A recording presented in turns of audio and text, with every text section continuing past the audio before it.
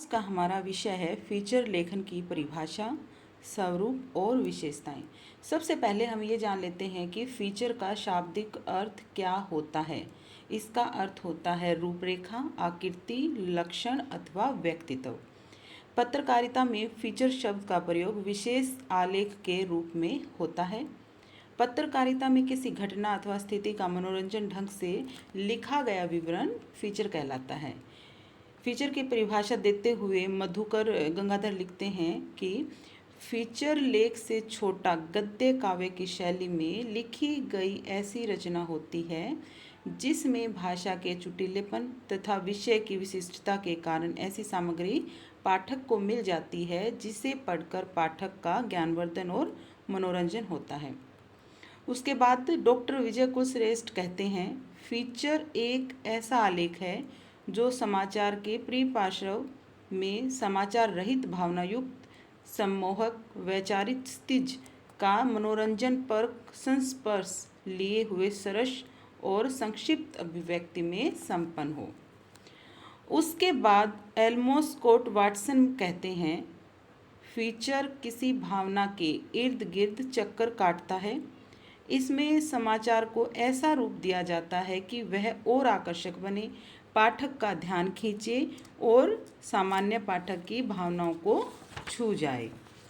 उसके बाद जो ये जितनी भी परिभाषाएं हैं इनसे यह स्पष्ट हो जाता है कि इसका स्वरूप क्या है। इन्हीं परिभाषाओं के माध्यम से हम ये जान लेते हैं कि इनके स्वरूप में क्या क्या है। जैसे कोई समाचार अथवा घटना जब कल्पना, भावना तथा मनोरंजकता से युक्त होकर प्रस्तुत की जाती है तो वह फीचर का रूप धारण कर लेती है। समाचार अथवा घटना केवल तथ्यों पर आधारित होती है, जबकि फीचर में लेखक अपनी कल्पना शक्ति के आधार पर उसे मनोरंजक तथा भावपूर्ण बना देता है। फीचर किसी महत्वपूर्ण उपलब्धि, तिथि, व्यक्ति विशेष की जन्म अथवा पुण्यतिथि, पर्व, त्यौहार, मेले, प्रदर्शनी, घटना, दुर्घटना, धर्म, संस्कृति, कला, तीर्थ, पर्यटन आदि किसी भी विषय पर लिखा जा सकता है। इसे आकर्षक बनाने के लिए इसमें हम फोटो तथा चित्रों का उपयोग भी कर सकते हैं। लोकसम्मत जनमानस के अनुकूल लिखा जाने वाला फीचर सफल तथा सर्वश्रेष्ठ होता है। उसके बाद आती हैं विशेषताएं। सबसे पहले आता है विश्वसनीयता। फीचर समसामयिक घटनाओं पर आधारित आलेख होता है, इसीलिए फीचर लेखक को अपने आलेख में कल्पना और भावना का उतना ही प्रयोग करना चाहिए जिससे घटना का मूल स्वरूप नष्ट नहीं हो। फीचर में कल्पना की अधिकता में विवेचित घटना अथवा विषय का प्रभाव समाप्त हो जाता है। इससे फीचर लेखन की विश्वसनीयता भी संदेह होता है। फीचर की विश्वसनीयता तथा प्रभाव बनाए रखने के लिए विवेचित विषय से संबंधित तथ्यों का समायोजन सत्यनिष्ठा के साथ करना चाहिए। उसके बाद आता है वैचारिकता। फीचर तब बनता है जब कोई समाचार तथा समसामयिक घटना फीचर लेखक की कल्पना, भावपूर्णता और सरसता का आश्रय लेती है। फीचर की विश्वसनीयता बनाए रखने के लिए उसे वैचारिक धरातल पर उस घटना विशेष से संबंधित ज्ञात अज्ञात तथ्यों, स्रोतों, कारणों आदि की गहन खोजबीन करनी पड़ती है। फिर आता है प्रासंगिकता। फीचर लेखक की विवेचित घटना अथवा विषय से संबंधित परिस्थितियों का सूक्ष्म निरीक्षण करते हुए उस घटना विषय को प्रभावित करने वाली समसामयिक राजनीति, आर्थिक, धार्मिक अथवा सामाजिक परिस्थितियों का अंकन भी करना चाहिए। उसके बाद आता है संक्षिप्तता। संक्षिप्तता जैसे मतलब किसी चीज़ को संक्षेप में कहना, उसको हम क्या बोलते हैं, संक्षिप्तता। फीचर की परिभाषा देते हुए डॉक्टर नरेश मिश्र ने कहा है कि समसामयिक घटनाओं की संक्षिप्त प्रस्तुति पर बल दिया है। इसमें भावपूर्णता, सरसता तथा मनोरंजकता का होना भी आवश्यक माना गया है। कल्पना और भावनाओं के आवेग में बहकर यदि फीचर लेखक समसामयिक घटना का विस्तृत विवेचन करने लगेगा तो वह मूल तथ्य से भटक जाएगा। इसीलिए फीचर लेखक को अपनी बात को सीमित शब्दों में आकर्षक रूप से प्रस्तुत करना चाहिए।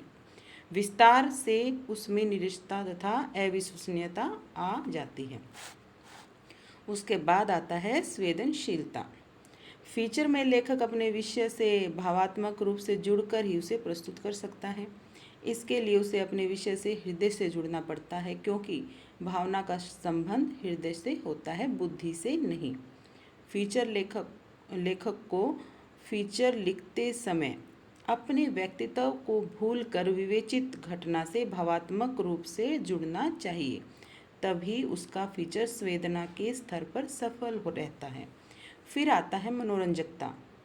डॉक्टर नरेश मिश्र, डॉक्टर विजय कुलश्रेष्ठ और मधुकर गंगाधर ने फीचर्स में मनोरंजकता होना अनिवार्य माना है। समाचार अथवा किसी घटना का विवरण मात्र तथ्यात्मक होता है, किंतु फीचर में लेखक अपनी कल्पना तथा भावात्मकता द्वारा रोचक तथ्यों का समायोजन कर इसे मनोरंजक बना देता है। इसी कारण पाठक फीचर पढ़ना शुरू कर उसे समाप्त करके ही उठता है। फीचर में मनोरंजकता उत्पन्न करने के लिए फीचर लेखक को सहज प्रभावपूर्ण शैली अपनानी चाहिए। फिर आता है मानवीय मूल्यों की प्रतिष्ठा। फीचर लेखक फीचर की रचना किसी समसामयिक घटना, समाचार, समस्या आदि को लेकर करता है। वह अपनी रचना किसी वर्ग, जाति, क्षेत्र अथवा धर्म को संतुष्ट करने के लिए नहीं लिखता, अपितु उसका उद्देश्य जन सामान्य को युगीन परिस्थितियों से परिचित करा के उसकी संवेदनाओं को जगाना होता है। बाढ़, सूखे, भूकंप आदि की विभीषिकाओं के चित्रण द्वारा वह मानव के मन में दया, उदारता, करुणा, सहानुभूति आदि मानवीय मूल्यों को जागृत कर उन्हें जन कल्याण के लिए प्रेरित करता है। इस प्रकार फीचर लेखक मानवीय मूल्यों की प्रतिष्ठा करने में महत्वपूर्ण योगदान देता है। उसके बाद आता है भाषा शैली।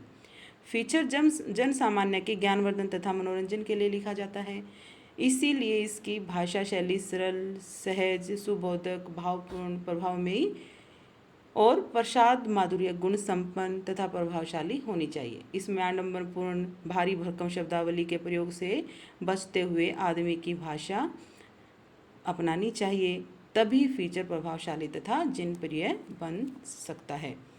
आज का हमारा जो विषय था ये फीचर लेखन से संबंधित है। मुझे आशा है कि आज का विषय आप सभी को अच्छे से समझ आ गया होगा। धन्यवाद।